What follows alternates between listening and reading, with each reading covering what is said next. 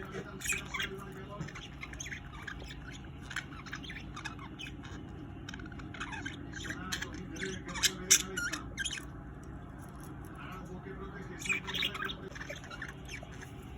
minutos para agregamos a la primera mitad.